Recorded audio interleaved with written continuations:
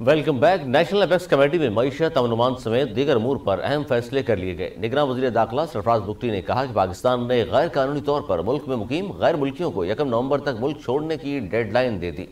निगरान वज़ीर दाखिला सरफराज बुगटी ने वज़ीर आज़म अनवारुल हक काकड़ की ज़ेर सदारत होने वाली नेशनल अपेक्स कमेटी के इजलास के बाद मीडिया से गुफ्तगू करते हुए कहा, हुकूमत ने गैर कानूनी तौर पर पाकिस्तान में गैर मुल्कियों को 1 नवंबर तक मुल्क छोड़ने की डेडलाइन दे दी है। इसके बाद रियासत अपनी पूरी कुव्वत के साथ गैर कानूनी इमिग्रेंट्स को डिपोर्ट कर देगी। उनकी जायदादें भी जब्त करने का फैसला किया गया है। उन्होंने बताया कि नेशनल अपेक्स कमेटी ने जाली शनाख्ती कार्ड, गैर कानूनी कारोबार, हवाला हुंडी, स्मगलिंग और दीगर जराइम में मुलविस अफराद के खिलाफ भी तगड़ा हाथ डालने की वार्निंग दे दी। सरफराज बुगटी ने कहा कि ताकत का इस्तेमाल सिर्फ और सिर्फ रियासत का दायरा अख्तियार है। किसी भी शख्स या ग्रोह को ताकत के ज़बरदस्ती इस्तेमाल की इजाज़त नहीं दी जाएगी। निगरान वज़ीर दाखिला ने कहा कि गैर कानूनी मुकीम अफराद की जायदादों के खिलाफ ऑपरेशन के लिए टास्क फोर्स बनाई गई है। शनाख्ती कार्ड के इजरा में बहुत बेकायदगियाँ हुई जिस पर सख्त एक्शन होगा। गैर कानूनी कारोबार, हवाला हुंडी, स्मगलर्स के खिलाफ मजबूत हाथ डालेंगे। सरफराज बुगटी ने कहा कि बंदूक के जोर पर किसी को एजेंडा मुसल्लत करने नहीं दिया जाएगा। दहशत गर्दों और अमन दुश्मनों के खिलाफ फैसला कुन कार्रवाई का फैसला किया गया है।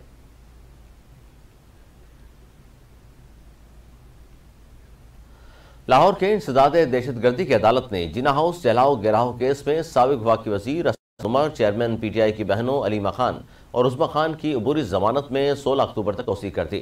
लाहौर की इंसदाद दहशतगर्दी अदालत में जिना हाउस घेराव जलाओ केस की समाअत हुई। तफ्तीशी अफसर ने अदालत को बताया कि मुल्जिमान जिना हाउस हमला केस में कसूरवार पाए गए हैं।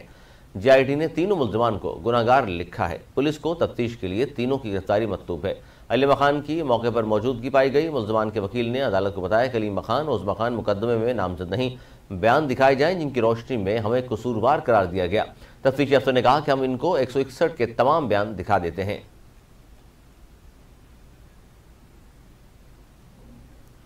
खैबर पख्तूनख्वा में रवां बरस 3,911 अफगान महाजरीन जराइम में मुलव्वस पाए गए हैं। 597 अफगान महाजरीन पाकिस्तानी शनाख्ती कार्ड बनाने की कोशिश में गिरफ्तार हुए। अफगान कमिश्नर्स के मुताबिक अमारत इस्लामी हुकूमत के क़याम के बाद अफगान महाजरीन की आमद में इजाफा हुआ और पाकिस्तान में गैर कानूनी तौर पर 7,75,000 अफगान महाजरीन पाकिस्तान दाखिल हुए। गैर कानूनी मुकीम अफगानों में 51% खैबर पख्तूनख्वा में रिहाइश पजीर हैं। कमिश्नर अफगान कमिश्नरेट अब्बास खान के मुताबिक मुल्क भर में 13 लाख जबकि सूबे में 6,48,968 अफगान महाजरीन के पास POR कार्ड मौजूद है। मुल्क भर से 8,40,000 अफगान महाजरीन के पास अफगान सिटीजन कार्ड है जबकि खैबर पख्तूनख्वा में 3,70,000 अफगान महाजरीन के पास अफगान सिटीजन कार्ड मौजूद है। दस्तावेज़ात के मुताबिक खैबर पख्तूनख्वा के 105 मसाजिद में अफगान महाजरीन बतौर पेश इमाम मौजूद हैं। पीपल्स पार्टी के रहनुमा खुर्शीद शाह ने साबिक इत्तेहादियों पर कड़ी तनकीद करते हुए कहा कि नून लीग और मौलाना फजल रहमान गलत रास्ते पर चल रहे हैं। एक बयान में खुर्शीद शाह ने कहा, नून लीग के कायद नवाज शरीफ को मुखातिब करते हुए कि मियाँ साहब आप डरे नहीं, आ जाएं, इलेक्शन करवाएं, जेल जाएंगे तो भी हीरो बनकर जाएंगे। अगर सजा हुई तो इसके खिलाफ अपील भी है, रास्ता भी है, वो आपको मिल जाएगा। उन्होंने कहा कि मियाँ साहब अगर आपको हुकूमत बनाने में वोट कम हुए या मुश्किलात हुई तो पीपल्स पार्टी सपोर्ट करेगी। अगर आपको हुकूमत करने के लिए आना है तो हम हुकूमत देंगे, लेकिन इलेक्शन तो करवा दें।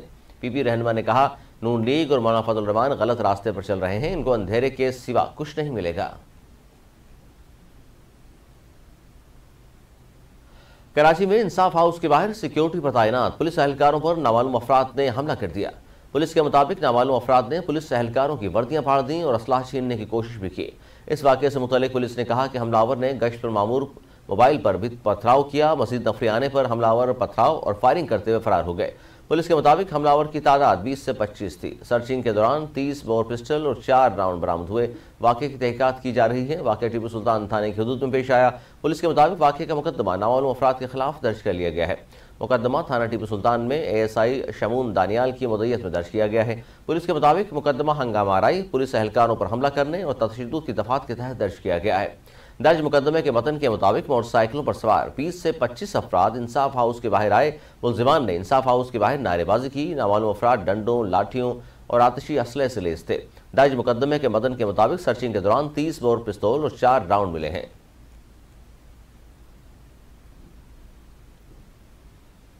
साबिक वफाकी वजीर फैसल वावडा ने दावा किया है कि जनवरी 2024 के आखिर तक इलेक्शन होते नजर नहीं आ रहे।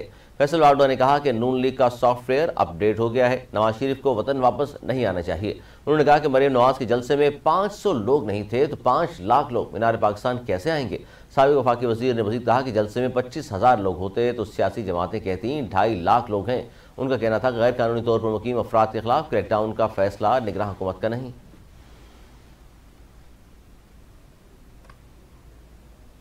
आलमी बैंक ने पाकिस्तान को कर्जे के बोझ के हामिल गरीब ममालिक की फहरिस्त में शामिल करते हुए कहा कि पाकिस्तान का 2027 तक कर्जा GDP के 89.3% तक बढ़ सकता है।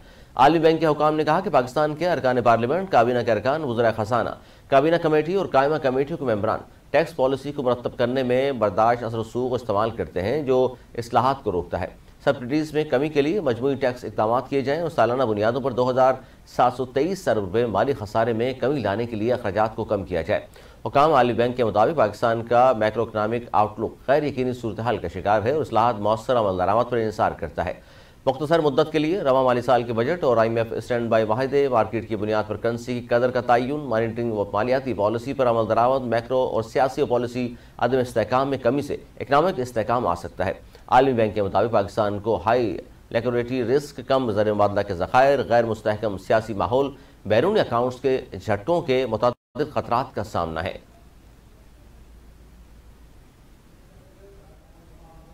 लाहौर में कब्रों से बच्चों की लाशें निकालने वाले मुलजिम को गिरफ्तार करके मुकदमा दर्ज कर लिया गया। पुलिस के मुताबिक मुलजिम मानी अब तक 5 बच्चों की लाशें कब्रों से निकाल चुका है। मुलजिम जहनी मरीज मालूम होता है और बच्चों की कब्रों पर मट्टी डालने के खिलाफ है।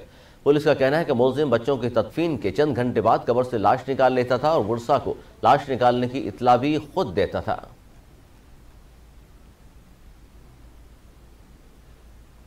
अमरीकी महकमा खारजा के नायब तर्जुमान वेदांत पटेल ने कहा है कि अमरीका खालिस्तान को इजहार राय की आज़ादी का मामला करार देता है। वेदांत पटेल ने अपने बयान में कहा कि अमरीका में लोगों को इजहार राय की आज़ादी का हक है। हम खालिस्तान के गैर सरकारी रेफरेंडम पर तबसरा नहीं करेंगे। उन्होंने कहा कि पहली तरमीम के तहत अमरीका में लोगों को पुरअमन तरीके से जमा होने का हक है। उन्होंने कहा कि वज़ीर-ए-आज़म ट्रूडो के भारत पर लगाए गए इल्ज़ामात पर गहरी तशवीश है। कनाडा में सिख रहनुमा कत्ल की तहकीकात का आगे बढ़ना इंतहाई अहम है। वेदांत पटेल ने कहा कि अमरीका ने अवामी और निजी तौर पर हिंदुस्तानी हुकूमत से कनाडा की तहकीकात में ताउन करने पर जोर दिया है। पाकिस्तान में गैर कानूनी मुकीम अफगान महाजरीन पर सवाल का जवाब देते हुए अमरीकी महकमा खारजा के तर्जुमान ने कहा, अफगान महाजरीन की आबादकारी पर पाकिस्तान अहम शराकतदार रहा है।